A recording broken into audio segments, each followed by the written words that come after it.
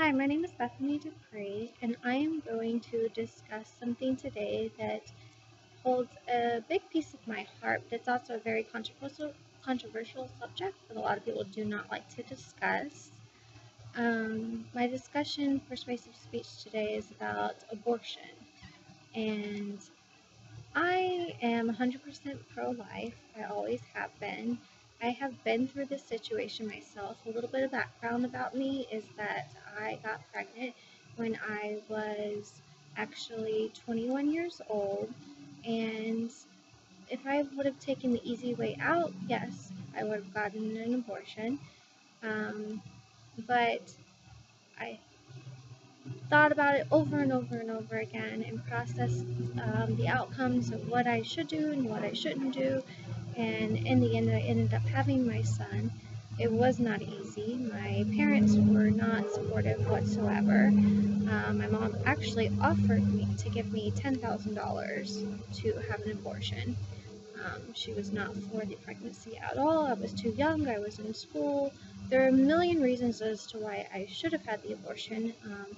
But in the ultimate decision that I've made, I decided to keep my child. Now I am 31 years old. I have an 8-year-old son who I absolutely love to death. He plays football. He's basically got me through school. Um, I am now in my bachelor's of nursing, and I couldn't have done any of this if it wasn't for him and knowing that I made the right decision to have him. A lot of opposing forces for abortion have to do with arguments of, well, it's not really a child, it's a piece of tissue up to a certain amount of weeks. But how do you actually determine what is a piece of tissue and what is an actual child?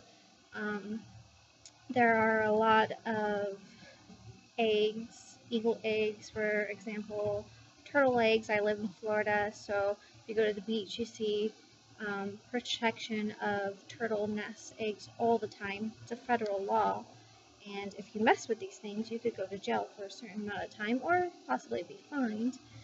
And obviously, these eggs are going to turn into either eagles or turtles.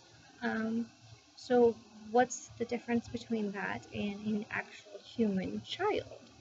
The fetus is obviously going to turn into a human. So, in aborting that fetus is actually aborting the life of a human.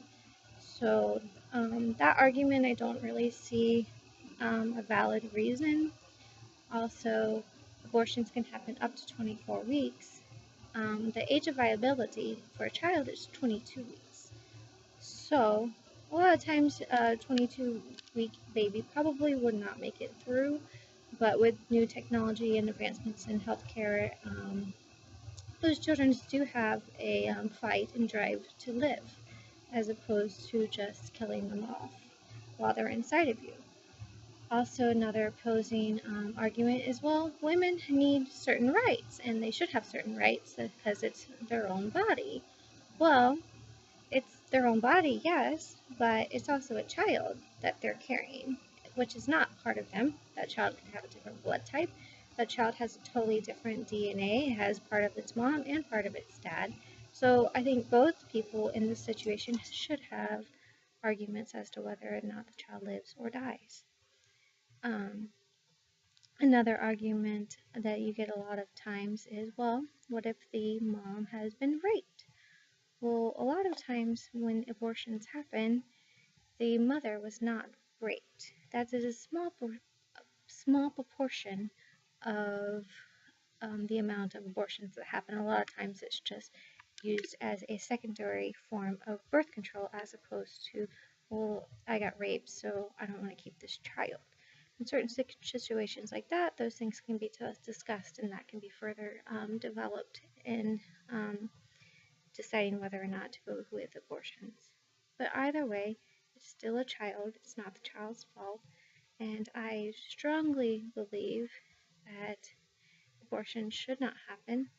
I think that as a woman, you should know that it is a different part of your body, and you should know that there are things in government that can help you. I mean, you have plenty of help with different food stamps and children's development programs to help you, childcare help. You can go to school a whole lot easier with actually having a child. Unfortunately, that's a huge thing that you don't have to worry about having your parents sign for different financial aid aspects. You're actually on your own once you have a child. So there's plenty of arguments as to why you can have this child and you can grow with this child, and also bringing the father into it if the father wants to be a part of the child's life. I think that the father should have a say in whether or not the child lives or dies also. So anytime that you're thinking about going and having an abortion or possibly doing something that's going to affect your future or your potential child's future, maybe you need to think about these things. Think about what you're actually doing. Think about what you're actually doing with that life that's inside of you. And also know that there are people that are out there that are going to help you. There's government assistance programs, and there's plenty of things that are going to be helpful in raising a child. Family members, friends, everyone's out there to help. So just know that there's always going to be someone out there with you and with your child, and abortion is not the way to go. It's definitely not the way to go. A lot of people that are opposed to abortion support animal rights, which also makes no sense to me, because why would you support an unborn egg or an animal over an actual human being? Just makes no sense. So next time you're out there, think about that. Think about what you're doing with your life and your child's life, and just know that you can do this. I did it, and you can do it also.